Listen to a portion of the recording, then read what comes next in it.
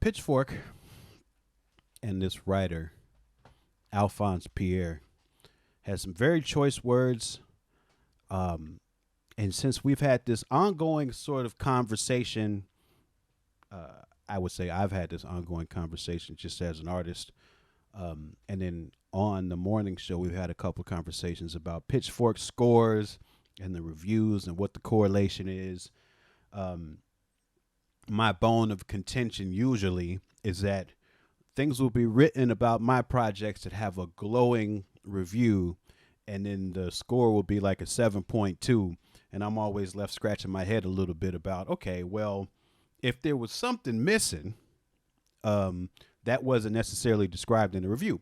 But then I've learned from writers that usually, the writer writes the review and editorial picks a score. But in this case, in this particular instance, the number in the score or the score and the review actually match pretty okay.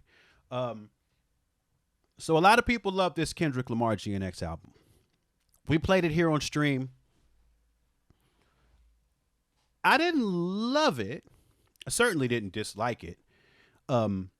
It's something that I've been intending to go back to, but I haven't yet. Which speaks to some degree about how much I actually enjoyed it. But I guess to some degree, listening to Kendrick albums for me, I'll say this. There's an aspect of listening to a Kendrick album that for me feels a little bit more like work than enjoyment. And that's not, I of course I don't have a problem with the amount of words. Being a pretty wordy guy myself and coming from a long lineage of wordy guys, I think I'm always trying to listen closely and understand where he's coming from. And I find that increasingly difficult to do in a lot of cases.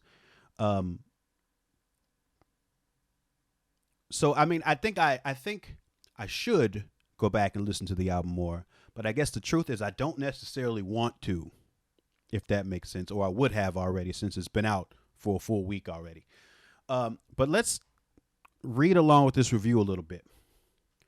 So yeah, Kendrick Lamar GNX, a 6.6 score, which is not good. It's not a good score. I believe I saw on Twitter that somebody posted that Ice Spice's album got a better score. I didn't hear Ice Spice's album, so I can't necessarily speak to whether or not that makes sense, but I would assume from what I heard about Ice Spice's album that it wasn't very good. Kendrick's glossy, hyper-local sixth album arrives after a year of unimpeachable victories. The question is, how much do you enjoy watching him take lap after lap? So already this headline is imbued with hater energy. There is obvious surface level hater energy already from this writer, Alphonse Pierre, who I'm not familiar with. I've had a bunch of Pitchfork reviews. I've never seen his name before, but apparently he might be known for writing sort of hateful reviews. And hateful is the wrong word, but critical might be the right word. After reading this, he reminded me a little bit of the film critic Armand White, who seems to very much believe what he says, but is incredibly contrarian, and loves shitting on things that people love. And it doesn't seem like shtick, as in this case, it doesn't necessarily seem like shtick to me either, but it is a little bit of, it seems like it's a little bit of what they call zagging, I guess, in media, where everybody's going one way, so you zag the other way, whatever. Kendrick Lamar can freeze time by surprise dropping an album because he's one of the most popular rappers of the century, which is nothing short of a miracle. There's already a lot to unpack there. I think him calling it a miracle is a little bit of hater in it already.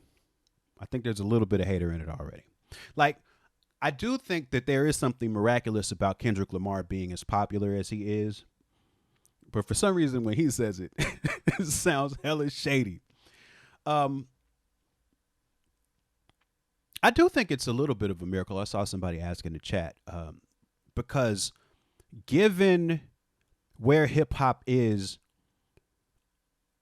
culturally, I've had a lot of conversations here about how hip hop used to sort of be oppositional to capitalism in some ways, but then it became very aligned with it. And given that we've been in that alignment to capitalism for like 25 years now, it started a pathway where you would expect every popular rapper to fit alongside the stereotype of most of the other popular rappers that we see, the Drakes, the Rick Rosses, the Jay-Z's, like the ultimate hustler, ultimate capitalist sort of archetype is what you would expect to win. So when somebody comes through that is very thoughtful, at the very least, you'd have to say Kendrick is thoughtful, even if you don't always agree with all of his thoughts, or like myself, sometimes I feel like his thoughts should be challenged a little bit more. I don't think you can take away that he's more thoughtful than most rappers in his echelon.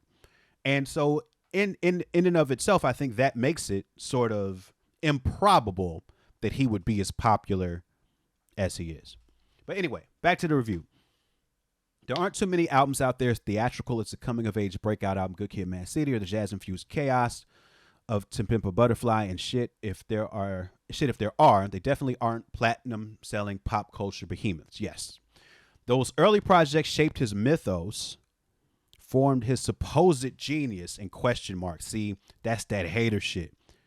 And I'm going to have some fun trying to tease out what I believe to be underneath the hater energy in this article. And in an era of increasing ephemerality, had enough heft to become indispensable. Fascinatingly, 2022's Mr. Morale and the Big Steppers attempted to strip away all the institutional recognition of the first and only rapper to win a Pulitzer. That project is far from my favorite, Kendrick. But the music is so raw and uncomfortable, so provocative and sincere, so full of contradictions and hypocrisies. In a moment where our biggest rap stars and legends, Drake, Jay, Kanye, Snoop, whoever, have basically become institutions of their own, in which music is just one department of the enterprise, Mr. Morale's naked humanity was genuinely risky and exciting. I think I would share that sentiment as well. I had a lot of problems with Mr. Morale. Again, just like most Kendrick things, and I know people on the morning show are probably tired of hearing me say it, but I think Mr. Morale as an album, personally, for me, was a great example of Kendrick attempting to have conversations about very complex and sensitive matters. But it's like a one-way conversation. And I think with the sensitivities around masculinity, black masculinity, sexual violence, trauma, like these are sensitive subjects, and it felt a lot to me like he was like he was making a sort of half-baked statement, and it didn't sound to me like he was being challenged to complete the thoughts on any of it. And so me, it just felt kind of messy personally. And it made it hard for me to engage with, because when you start that sort of conversation, then it's going to have somebody like me reflecting on all of the choices made in the statement and trying to make sure everything is balanced and makes sense. But that's me personally. And all of those mental sort of gymnastics and I guess the way that I'm listening and taking into my nervous system a project and critiquing it and attempting to understand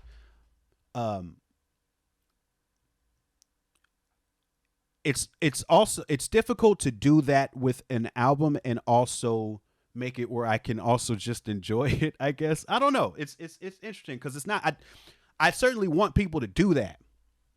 It's just a difficult thing to do. It's a difficult thing to do. And I think Justin Hunt put it the best. I think he's the one who said this, that Kendrick's albums are more like independent films than they are rap albums, because that's sort of how it felt to me to listen to that album. It felt like I was watching a really challenging movie that I didn't necessarily want to just go back and watch it again. And a lot of times when there's an album you like, you listen to it and you like songs and you want to play them over and over again. So it's a different way of engaging with a rap album. And it's not one that I think is out of bounds. It's like one that I like that somebody's doing that. It's just, like I said, it's a difficult thing to do. Anyway, less interesting, but an all-time spectacle was his hating-ass feud with Drake. It's where the contradictions and hypocrisies that previously made him so real suddenly felt unusually self-interested and corporatized. Now, I don't know exactly what the writer means by that, but I do have a feeling.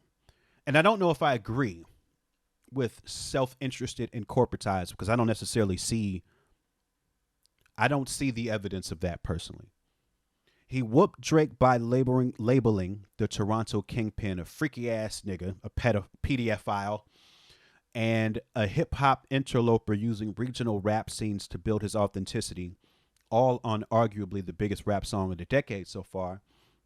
It was hard as hell, a club ready rendition of his hometown player sound dripping with radioactive bile. But from the jump, it was transparent that Kendrick, who had Kodak Black, has always been a close collaborator of Dr. Dre, wasn't actually concerned about claiming the moral high ground. It was all dirt to shovel on Dre's grave before Kendrick rode away with the title of greatest rapper of his era. Fine, I guess, rap beef can be messed up. But see, as people who have listened or been a part of the morning show are well aware of before, like I went to the pop out and I told my story of going there and how awesome an event that was. And I talked about how one of the moments when I was there that I really didn't enjoy was Dr. Dre being on stage and introducing Not Like Us, because there's a lot of dialogue, there's a lot of narrative in Kendrick's diss songs about Drake's treatment of women. That seemed to be one of the main points that Kendrick was going at Drake for, was his treatment of women.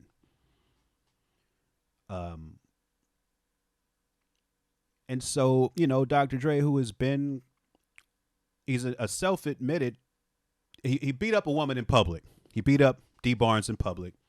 He joked about it in interviews later. D Barnes is on the internet now. Like, she'll tell you. And there were people there who saw it. And then there's been other stories about him through the years that are allegations, this or that. It's just that, like, and again, I don't think that everybody needs to be defined by things they did 30 years ago. I think that some part of this narrative has to be about taking accountability for shit, though. And it's like, if you're Kendrick and you're going at Drake because he disrespects women, are we not to mention or acknowledge that Dr. Dre has been accused of doing harmful things to women? And if Dr. Dre is on stage with you, are we not to question that? Is there not some level of accountability that must be dealt with there? So it fucks with the whole narrative to me. And Kodak Black on the Mr. Morale album, like, it made the whole message messier to me, because I don't quite know what you're trying to say. So to that degree, I'd sort of agree with what the writer's saying here, in that I have questions about what all of this stuff means, given the position that he seems to be taking. Then as time passed and the meaning of Not Like Us, which could be fairly interpreted as a celebration of Black LA culture, became commodified. So maybe this is the corporatized part. From Kamala Harris to the NBA, Kendrick's angle shifted, subtly leaning into the savior complex, the myth making, the branding he resisted on Mr. Morale. Pardon me. In September, he released a buzzkill single called Watch the Party Die, which I wasn't mad at. I thought that was a cool song. Where his mission moved past Drake towards the burning the rotten core of the hip hop industry to the ground. He portrayed himself like Clint Eastwood's delusioned fugitive in the outlaw Josie Wales, riding through the West on horseback looking for revenge on the corrupt. I didn't take it that serious, but also heard it like twice. Last month, in an artist-on-artist interview, he explained this. So here's one issue with this review already. 1, 2, 3, 4, 5 paragraphs in. He's not talked about anything on GNX so far. 5 paragraphs in. And then there's only, there's like 5 more paragraphs left. So halfway through the interview, there's not much in here about the album. Now, understandably, you have to set the scene. Understandably, the context around all of this is important. But that's kind of weird.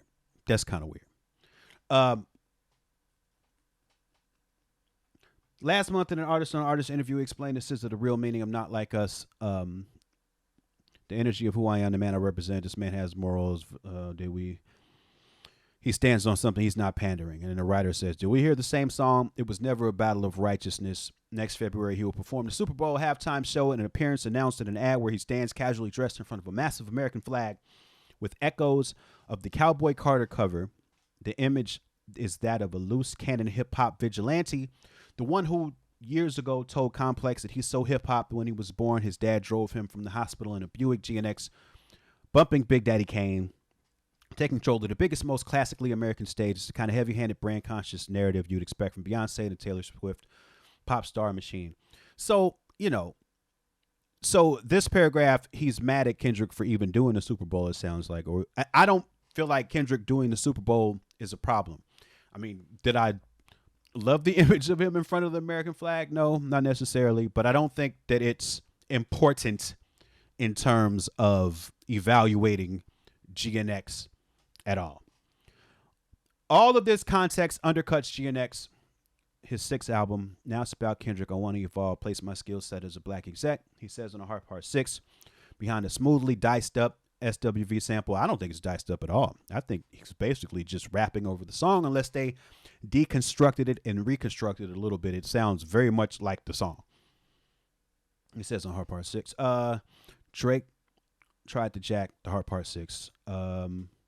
This is no longer just Kendrick the rapper, but Kendrick the businessman. After Mr. Morale, he left TDE to go all in on PG Lang, the multilingual at-service company he launched in 2020 with his longtime right-hand man, Dave Free. Running a company doesn't inherently hollow out his lyrics, but it does give all of GNX's motivational phrases. I deserve it all. We got the same 24. What you mad for? Few solid niggas left, but it's not enough. The coldness of quotes from a speech he's giving at a Black Men in Tech conference. He was always extremely famous, but suddenly he has that mega celebrity sheen. I don't know if I agree with any of this. I don't hear a big difference in his rapping on GNX as what he's been rapping back to Pimp a Butterfly. I'm no expert, but I don't suddenly hear a sheen in the lyrics that wasn't present before. That doesn't sound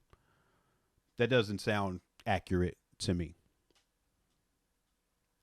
Thankfully, that doesn't completely kill the vibe of GNX.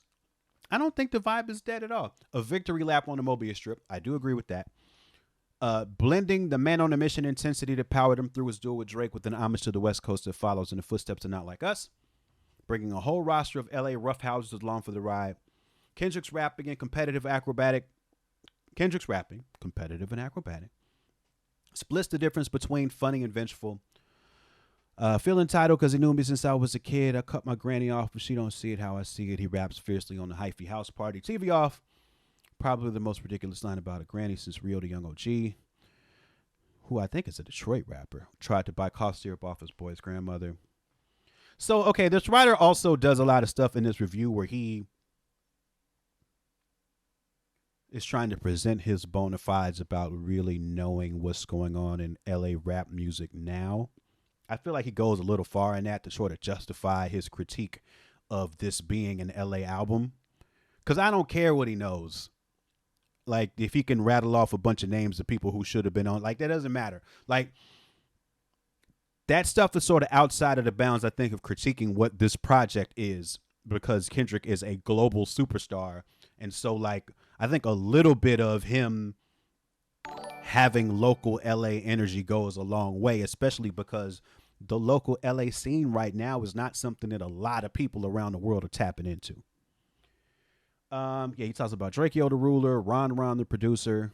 Um, the guests are memorable. He likes the guests, it seems like, more than he likes Drake.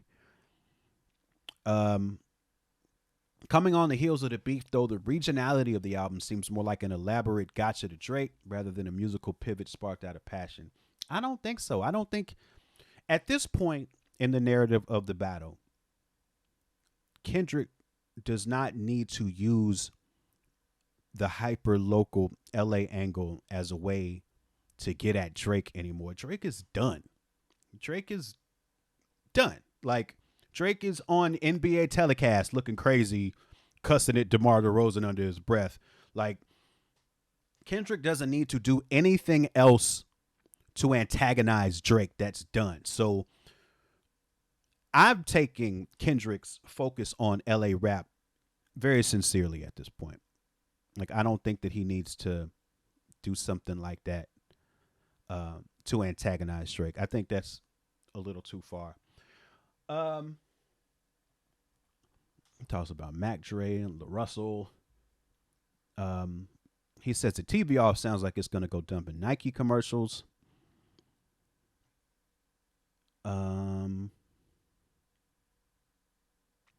He talks about Ron and Juke Season or Low the Great should be producers on the album, but instead everything is credited to Soundwave and Jack Antonoff.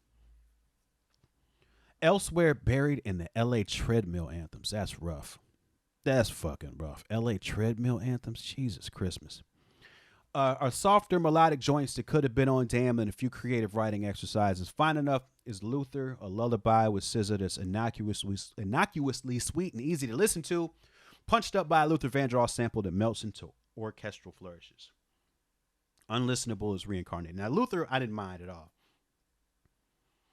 He calls Reincarnated unlistenable, which is the homage to Tupac. At his most paranoid and disoriented, where Kendrick writes from the perspective of old time artistic influences. So, like, okay, this is where it gets a little difficult for me, because I also don't like that song, but I don't agree with these takes on it.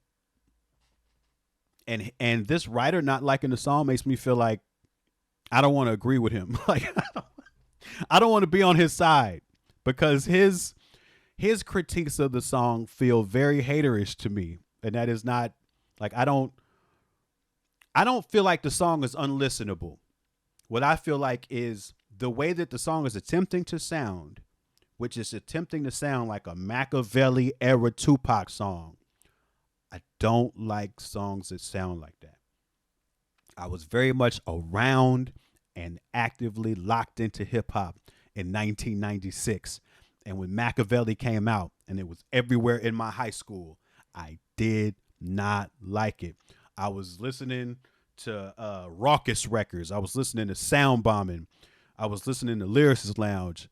I think that was right around the time I heard MF Doom for the first time. Like, I was not fucking with like those minor piano keys where it sounded like everybody was about to go murder somebody. Like, I was never with it. It was never my thing. So Kendrick trying to capture that sound, it just wasn't going to work for me. But I don't agree that it's unlistenable. I didn't listen closely enough to the lyrics to get paranoid or disoriented. But I do tend to appreciate the sort of song where somebody writes from the perspective of old time artistic influences. So I'm more prone to give that song another chance. I'll just be actively ignoring how much I don't like that beat. And he says again, he thinks that Reincarnated is about Spite and Drake. And I don't think it's fair to say that every pro LA thing that Kendrick Lamar does on this album has got to have something to do with Drake. Like, I feel like the writer is hyper focusing on that as a reason for Kendrick to be doing things when everybody knows the battle is over. It's done. It's November. That shit was very active in June and July. It's done. It's over. And Kendrick has always loved LA. Like, there's no,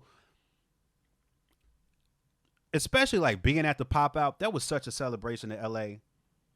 And did nobody on that stage, and it was about 50 people on that stage throughout that whole night, didn't nobody say Drake's name. It wasn't about Drake. It was about celebrating the city. The West Coast has always been important to Kendrick. So I don't know. I think it's a little weird that the writer's hyper focusing on that. Viscerally engaging is whacked out murals where you can overlook the overly glossy thumping beat because the salty raps have so much genuine hunger behind them. I do like whacked out murals. Unfortunately, he's not worked up about anything worth caring about. That is a hell of a presumptive thing to say.